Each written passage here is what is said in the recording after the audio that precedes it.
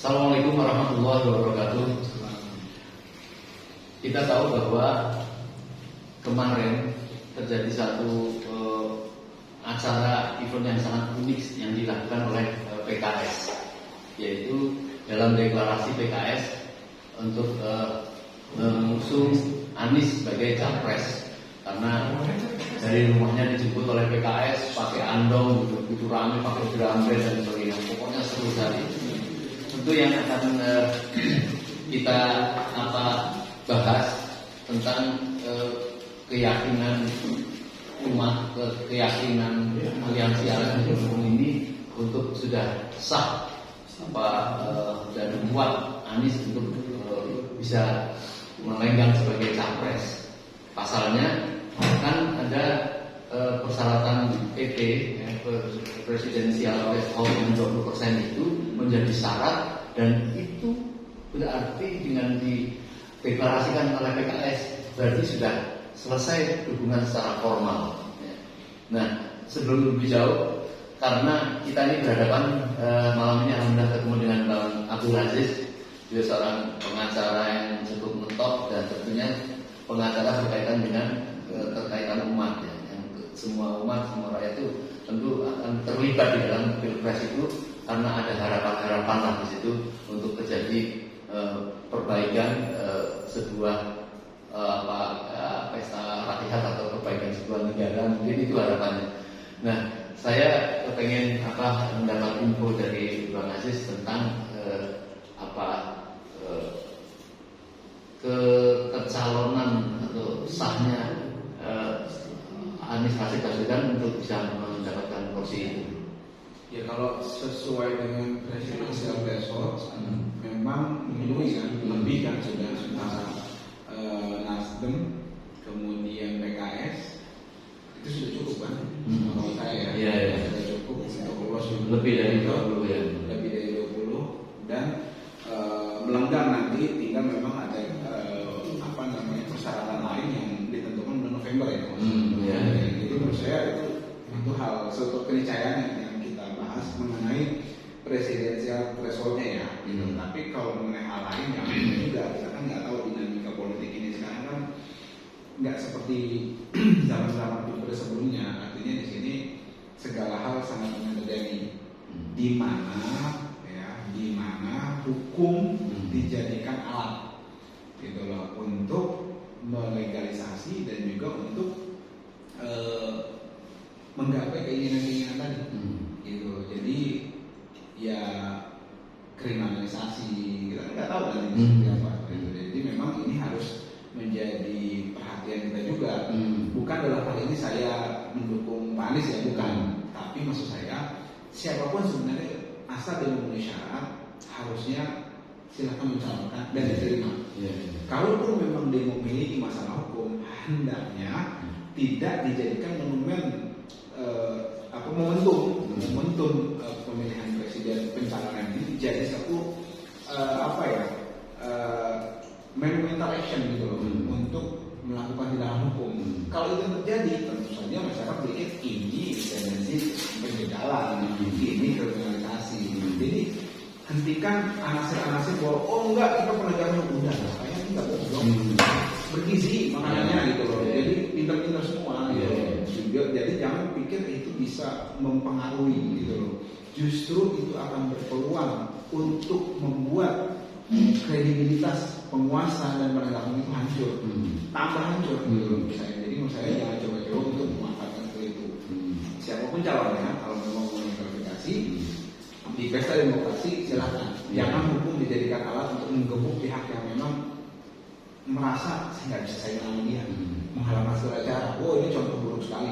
Itu akan jadi catatan buruk dalam penegakan hukum dan juga dalam pesta demokrasi sepanjang Republik ini. Demikian. Jadi memang cukup dibenarkan ya kalau cara-cara aliansi pendukung rakyat ini kepada Anies Rashid Baswedan tetap dia melaju memenuhi persyaratan yang diinginkan, yaitu PT 20% itu dan kemudian dia menyambut dengan pesta itu kan sebenarnya tidak ada sesuatu yang dilanggar. Iya, setahu saya Anies ini yang pertama, capres yang pertama yang memenuhi presiden yang mencalonkan yang mau mencalonkan gitu kan. Yaitu dia kan dapat 8,7 dari PKS, Nasdem 10,26 dan juga terakhir Demokrat, maaf dari Demokrasi lepas. Jadi 19 ditambah 8. 19 Iya, sangat melampaui, luar biasa itu. Ya berarti sekitar 27 kan, 27 something lah gitu kan. Nah itu menurut saya sudah cukup gitu loh untuk menggapai dukungan. Dapat 28,35. 28,35. Dan jangan lupa Anies Baswedan ini saya jadi sponsor Anies ini. Jadi Anies ini satu-satunya presiden yang dari rakyat. Jangan lupa. Gitu loh. Ini saya bukan sponsor nih mau apa ada. Karena calon-calon yang lainnya, saya kan harus menyalurkan. Ganjar. Enggak, bukan. Ya, let's say inilah. Let's say mereka nanti akan. Iya, belum ada. Kita misalnya berandai-andai lah. Anies sudah mencalonkan, ini sudah fakta. Kemudian Pak Prabowo deh. Pak Prabowo deh. Iya, betul. Pak Prabowo berapa ininya? Ya ininya presiden thresholdnya? Ya belum ada. Baru ada rencana dengan PKB tapi kalau Gerindra sendiri kalau nggak salah 15. Hah? Ya 15. Iya 15 kalau nggak salah ya. Iya, jadi apa namanya? Dia tetap memerlukan satu partai lagi untuk memenuhi persyaratan itu. Gerindra berapa sih di ini? Gerindra di DPR ya? Kalau nggak salah dia sama PKB ya nggak salah. Yang PKB. Ya, dia itu Gerindra 13,5, PKB 10,09. Kalau dia sama PKB kira-kira. Nah, Pak Prabowo bukan rakyat, dia menteri. Kemudian Ganjar, dia gubernur, rakyat juga. Pak Anies, dia bukan gubernur, dia bukan pejabat, dia rakyat. Berarti dia presidennya dari rakyat. Posisinya sekarang seperti itu jadi Maksud saya mengatakan Pak Anies ini satu-satunya calon yang diusung yang menurut survei itu adalah satu-satunya dari rakyat karena dia bukan gubernur, dia bukan presiden yang status quo, dia bukan menteri, dia rakyat biasa sama seperti Om. Cuma saya ikut presiden yang lain aja. Nah, ada yang menguatkan yang lain ini tentang kunjungan Amerika Serikat, kedutaan Amerika kepada PKS. Mungkin Bang Aziz bisa menangkap makna apa kurang lebih? Kalau ini saya jadi berpolitik. Jadi kalau saya memandang bahwa yang pertama ini adalah perwujudan dari mbahnya demokrasi atau Amerika gitu kan yang memang mengklaim gitu kan sebagai role demokrasi gitu kan di dunia ini di abad saat ini gitu kan. Nah, mereka mau memelihara iklim demokrasi dengan tidak memihak siapapun yang memang maksudnya dia tidak tendensius. Kenapa? Karena PKS kan saat ini identik dengan oposisi. Oposisi itu identik dengan sesuatu yang mengganggu status quo, kan begitu kan? Nah, tapi Amerika mau menunjukkan bahwa kita mau memelihara iklim demokrasi, jangan seperti PKS ini ditinggalkan. Nanti rusak kan? Sekarang kalau kita bicara demokrasi, PKS tidak ada, itu namanya bukan demokrasi. Mereka sepakat semuanya. Kan tidak ada check and balance-nya. Itu satu. Kemudian yang kedua, ini mungkin bisa jadi menunjukkan arah geopolitik secara internasional bahwa Amerika sudah memandang gerakan-gerakan Islam tradisional, gerakan-gerakan modern dan garis keras, ya gitu dari pandangan internasional kan PKS itu bukan tradisional tapi modern dan garis keras karena dia identik dengan dulu ekonomi muslim kan. Nah, maksud saya mereka sudah ke arah sana gitu loh. Artinya peta politik ini berubah gitu loh. Dulu Taliban dimusuhin, sekarang diajak damai juga atau memiliki negara sendiri. Kan berubah. Tadinya waktu Uni Soviet damai. Kemudian ketika Uni Soviet bubar dimusuhi. Kemudian sekarang damai lagi. Kan begitu kan. Nah, jadi maksudnya sekarang ini kepada PKS ini arahnya berubah gitu loh. Dulu kan mereka cenderung mendukung yang tradisional, yang modern tapi nggak keras gitu loh. Modern tapi nggak keras, cenderung liberal. Itu didukung Amerika. Sekarang dengan PKS, jelas PKS nggak masuk liberal, jelas PKS nggak masuk kualifikasi tradisional. Meskipun mereka mencoba untuk mentradisionalkan dengan mengadakan lomba-lomba kitab kuning, baca kitab kuning apa segala macam, tapi stigma bahwa dia itu modern, keras dan quote unquote ekonomi muslim itu gak terlepas gitu kan. Nah akhirnya Amerika sudah mau mengarah ke situ gitu kan, mungkin harus Cina. Itu pandangan saya yang saya bisa sampaikan hari ini. Jadi artinya Amerika tetap memang dia harus menjalin kepada sebuah negara yang dipastikan berhubungan baik dengan dia ya. Satu juga kan gitu ya. Memastikan negara tersebut tidak mengganggu kepentingan dia di luar negara itu. Dan artinya kemungkinan dia sudah memprediksi bahwa apa itu administrasi perdagangan yang didukung oleh PKS ini memang ada kans berat untuk menjadi memenangkan. Itu yang ketiga. Tadi yang pertama kan dia mencoba memelihara demokrasi. Yang kedua dia mau coba masuk ke yang sesuatu yang selama ini sama dia ditamakan. Mereka kan aneh, mereka dukungnya liberal, dukungnya yang apa namanya tradisional, yang keras itu nggak mau. Tapi sekarang mereka berubah lagi. Orang apa motifnya kan? Apa sudah mau majukan ini gitu kan sebagai jagoan mereka. Itu yang ketiga tadi yang disebutkan bahwa mereka mencium bahwa ini akan menang gitu. Didukung. Karena memang pilihan rakyat seperti itu. Karena memang Amerika ini melalui banyak sejarah mereka bermain di beberapa kesempatan.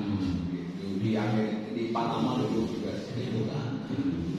Berperan dari yang soft seperti di Panama sampai yang keras seperti di Irak, Libya, main juga mereka. Jadi mereka melihatnya luas ya, artinya dilihat PKS ini walaupun dulu dikesankan sebagai radikal garis keras, tapi dia menjadi partai modern yang nampaknya sudah terjadi satu perubahan gitu ya. Iya betul. Yang bisa artinya diajak kerjasama dan berkaitan dengan presidennya berarti kan itu cocok juga kan, bukan hanya partai-partai pendukung, tapi sosok Anies juga mesti menjadi pertimbangan Amerika bahwa ini orang bisa dilakukan diajak lakukan kerjasama dan mendukung tentang tidak mau pelanggaran HAM dan sebagainya. Ini ada seperti kalau menurut saya awalnya bukan itu. Awalnya dia Amerika ya merasa dan mengalami bahwa rezim saat ini sudah mulai quote unquote tidak mengganggu kepentingan dia gitu kan. Jadi terkait dengan blok dia dengan Cina gitu kan, maksudnya saling berlawanan ya. Dia saling beda blok dengan Cina dan Indonesia dianggap rezimnya ada di gerbong yang berlawanan sama dia. Nah dia punya ini lain lah, ada pandangan lain gitu kan, yang memang itu arahnya ke situ. Ya saya cerita tadi, memang dia itu kalau yang susah diatur sama dia, padahal itu kepentingan strategis, dia pakai yang soft. Nah, dari bisa pakai hal yang lembut gitu yang soft tadi seperti di mana di Panama, Noriega itu digulingkan oleh rakyat sendiri, tapi Amerika ada di belakang itu sampai yang ternyata rakyatnya dukung disikat Irak, Saddam Hussein dan jadi memang dia bermain di situ dan menurut saya sah-sah aja dia sebagai negara dikuasa kan merasa kepentingan diganggu dan tinggal Indonesia ini punya punya harga diri enggak gitu kan sebenarnya. Jadi kalau dia mengambil keputusan seperti itu tentu tidak sekedar pemihakan saja, dia masih ada keterlibatan, mungkin bisa mensupport, membantu gitu ya, atau juga bisa membela kalau dia dijegal atau dizolimi, bisa sampai seperti kayak gitu ya? Iya bisa karena dia punya kekuatan dan kemampuan untuk itu gitu kan, sebagai negara dikuasa yang menjaga kepentingannya di Indonesia. Nah sekarang fakta hubungan antar daerah yang terus sampai sekarang ini berjalan setiap hari permintaan itu nggak tahu habisnya kapan ya. permintaan Anies untuk mengunjungi satu daerah terhadap undang seperti itu kan sekarang terus berjalan ya. Hari ini setelah kemarin ramai dengan PKS, hari ini namanya ke Lampung masuk ke Om ini tahu banget kayaknya koordinator. kita terus terang ya pendukung. Mengapa saya katakan pendukung paling enggak Jadi saya nggak boleh mengkritik Anies di sini. jadi yang cukup membuat tertawa dan apa itu sambutan orang terhadap siapa si Rocky Gerung terakhir kemarin. Mengapa bisa berduyun sebanyak itu? Beliau mengatakan antara lain rakyat sudah menganggap penguasa ini sudah tidak diperlukan lagi.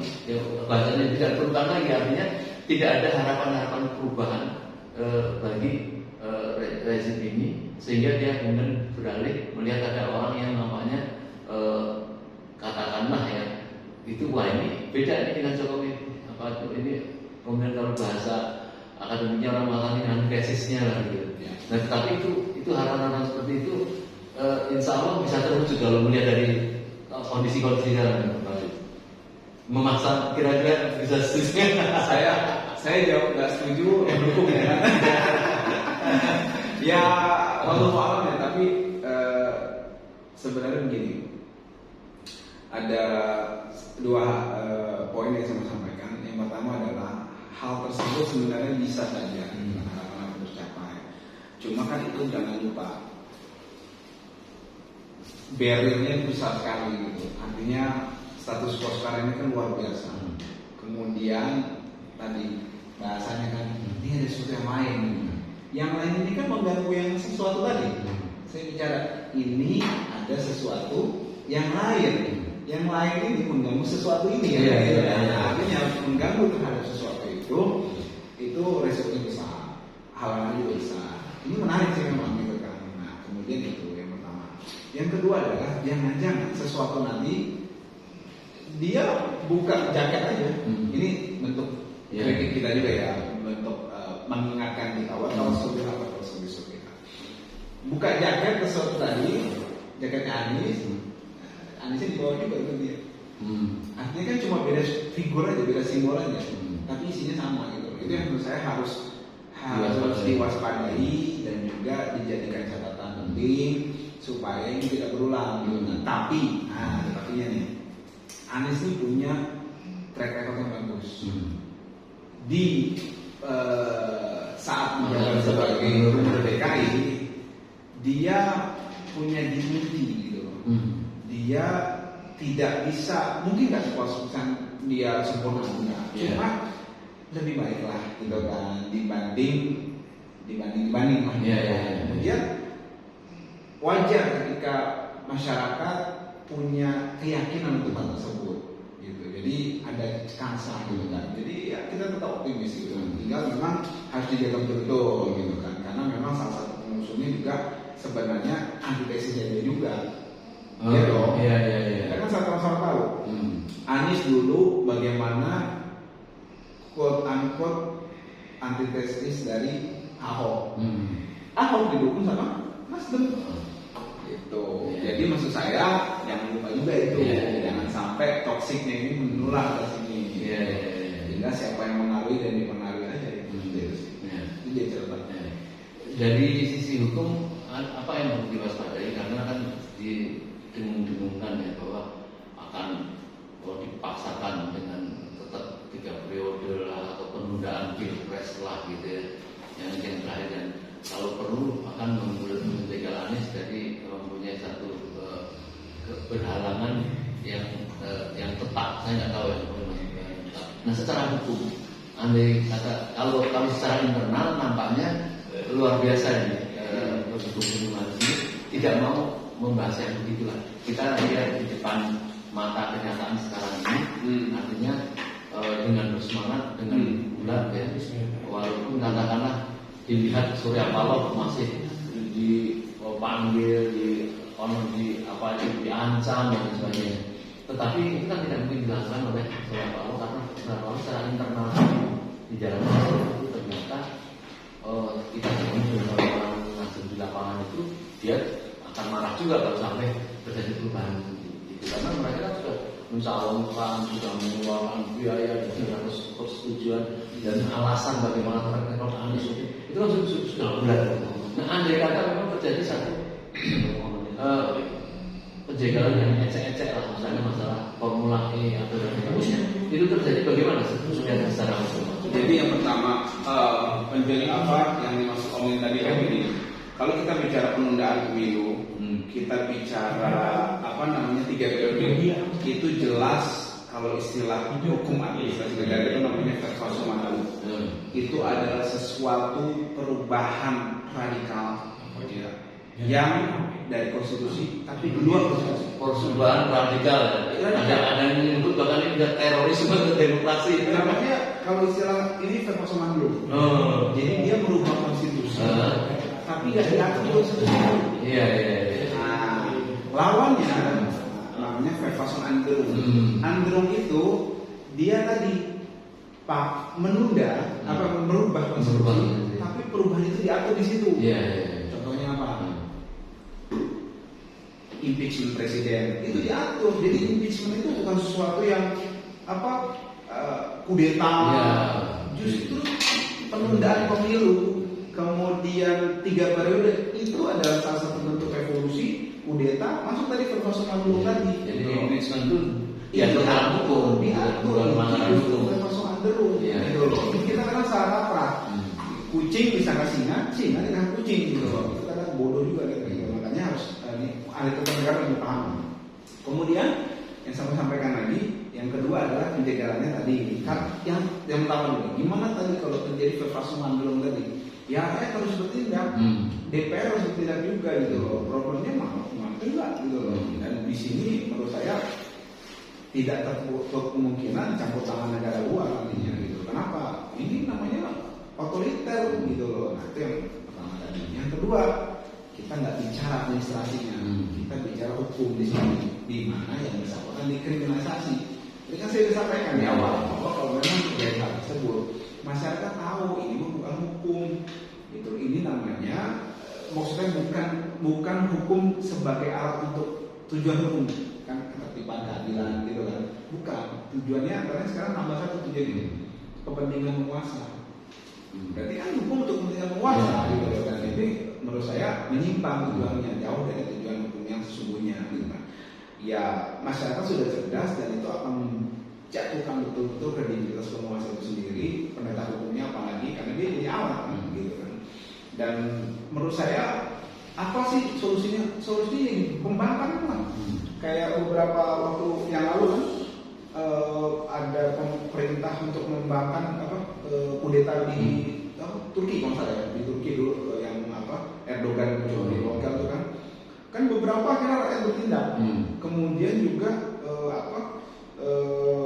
beberapa bawahan menolak perintahnya gitu loh maksud saya. Dan kalau memang itu konsisten, karena jujur aja kita itu sulit karena bawahan itu semuanya turut sama atasannya langsung gitu loh. Dia lupa bahwa atasan itu bekerja atas undang-undang. Kalau dia melanggar undang-undang, kan kita ikutin. Kan begitu. Itu sama aja ketika seorang pemuka agama kan manusia biasa, dia nyuruh melanggar hukum agama. Kita ikutin atasnya, nggak boleh lah. Yang kita ikuti agamanya, yang kita ikuti seperti itu. Jadi memang kita ikuti undang-undang. Presiden itu bisa jadi presiden apa? Kan undang-undang. Gitu. Jadi memang itu yang harus kita ikuti gitu. Jadi kalau itu yang terjadi, wah luar biasa, masya Allah, pasti tertata dengan baik gitu. Cuma ya saya sih ragu karena sekarang itu kan perintah atasan. Gitu. Padahal dia lupa harusnya perintah undang-undang, perintah aturan. Karena aturan itu diangkat oleh undang-undang. Jadi saya harus angkat menimbang aturan semuanya itu kan. Ada 45 bla aturannya. Kemudian ada pakatan segala macam itu kan dari aturan juga gitu. Artinya memang aturan itu harus ditambahkan, harus. Baik, terakhir kita tahu bahwa baik perorangan apalagi partai-partai itu nampaknya kan sekarang seperti kayak orkestra ya, ketakutan sekali akan kalau Anies misalnya menjadi presiden gitu. Sampai terakhir ini salah satu partai mengembangkan apa itu bukan isu tapi mengembangkan peraturan, karena peraturan entah dari siapa bahwa pelarangan politik identitas. Ya. Maka kalau ulama-ulama kita kan sudah tahu lah, kita semua mengatakan politik identitas itu yang dimaksud adalah Islam. Artinya seolah-olah Islam ini dilarang untuk menjadi pengingat kepada umat bahwa kita harus memilih sesama Muslim apa mungkin itu. Nah, adakah pelanggaran hukum orang menganjurkan melarang dengan politik identitas yang dimaksud oleh katakanlah dimunculkan oleh siapa itu hari sekjen PDI gitu. Itu ya gimana menurut? Yang pertama sebelum melangkah masalah hukum tadi, kita sebenarnya tanya maksudnya apa? Politik identitas itu apa? Kalau yang dikatakan terkait dengan kita keberpihakan politik kita didasarkan atas identitas tertentu, identitas apa? Yang dimaksud itu identitas apa? Partai identitas. Dan dia sendiri kan partainya partai merah kan gitu kan? Kan identitas. Kemudian apa lagi? Dia sendiri misalnya mencalonkan di daerah misalnya dari Jawa Barat, kan identitas orang-orang Jawa Barat. Saya misalnya KTP-nya KTP Jawa Barat, identitas maksudnya apa? Yang jelas itu loh, supaya kita tidak kabur dalam dialektikanya, gitu loh. Jadi kalau kita mau berdialektika sama orang-orang itu, yang jelas dulu apa yang ada maksud, gitu loh. Kemudian kita pertegas. Tapi kalau dijelas, nggak boleh kita mendasarkan atas dasar agama. Berarti kan jelas tujuan dia politik identitas itu untuk membendung sentimen agama. Pertanyaan kita, apa alasannya? Apa nggak boleh orang Islam memilih sama orang Islam? Boleh nggak? Anda demokrasi nanggung. Demokrat itu orang-orang yang bicara politik identitas itu yang mempersoalkan itu ya.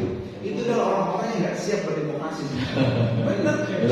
Sekarang orang mau milih atas dasar keyakinan apa itu kan dia. Saya milih dia kenapa? Saya suka. Hakikat. Saya milih dia kenapa? Karena saya suka nih. Dia satu daerah sama saya. Saya suka. Misalnya ada orang Solo. Saya suka Presiden Jokowi kenapa? Karena dia sama-sama dari Solo. Itu kan demokrasi. Terserah dia dong. Kemudian kita suruh galakkan orang-orang Solo untuk milih Pak Jokowi. Salah. Enggak kan? Itu demokrasi gitu loh. Jadi maksud saya orang-orang ini orang-orang bingung gitu loh. Jadi mereka takut dengan sesuatu, nggak siap dengan kekalahan, tapi mau bertanding. Akhirnya menghalalkan segala cara. Ini jahat betul orang-orang ini menurut saya. Ini apa ya?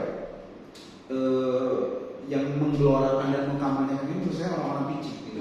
Kalau maksudnya seperti tadi ya saya jelaskan tadi gitu. Tapi ya kita tanya dulu maksudnya apa? Tapi kalau identitas itu maksud adalah agama, bahwa identitas agama seseorang tidak boleh dijadikan dasar harusnya. Lah apa hak Anda? Terserah namanya demokrasi. Gitu kan. Kalau berani masukkan itu ke dalam bunyi undang-undang. Cuma kan itu absurd. Konyol gitu. Itu sebenarnya ocehan-ocehan nggak penting gitu. Maksudnya nggak perlu serius juga. Kalau mau serius tadi berdialektikanya tanya maksudnya apa. Kemudian Anda ini kita demokrasi. Anda malah melarang-larang terkait demokrasi sendiri. Nggak boleh. Ada saja apa? Demokrasi sendiri suara di tangan rakyat memilih karena kita sejelas orang memilih Jokowi karena satu daerah sama Solo.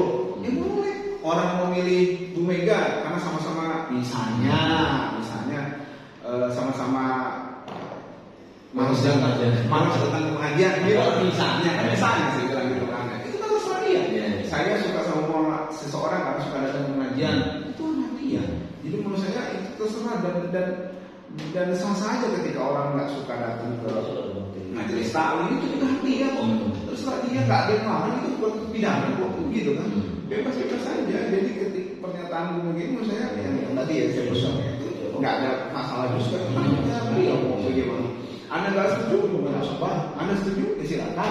Bisa aja. Jadi kalau ada ulama atau tokoh yang mengatakan bahwa misalnya memberikan kisi-kisi tentang pemimpin itu, misalnya dalam Al-Quran itu kan tidak boleh orang kafir, misalnya.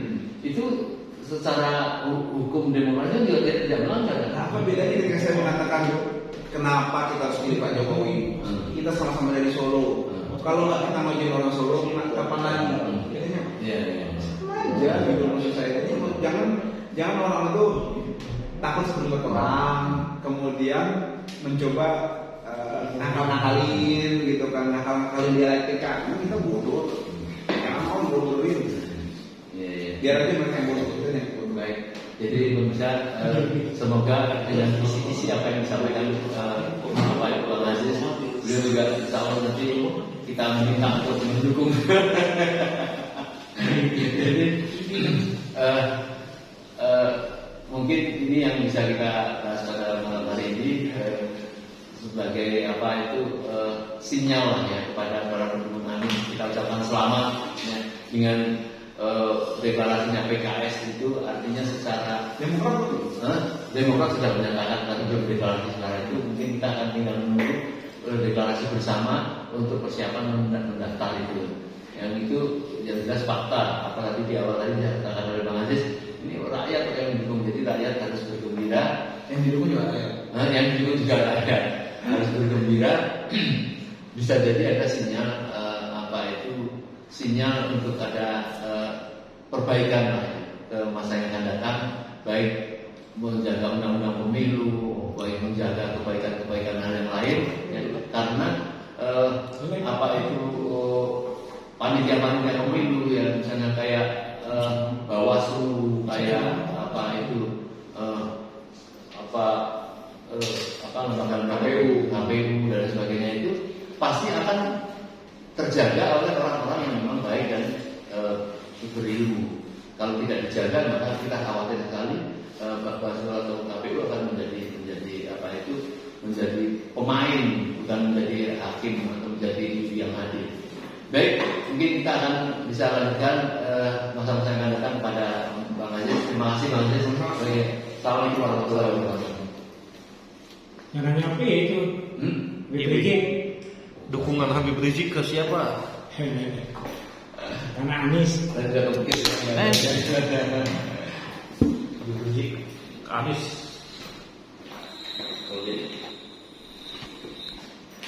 Tergantung Pak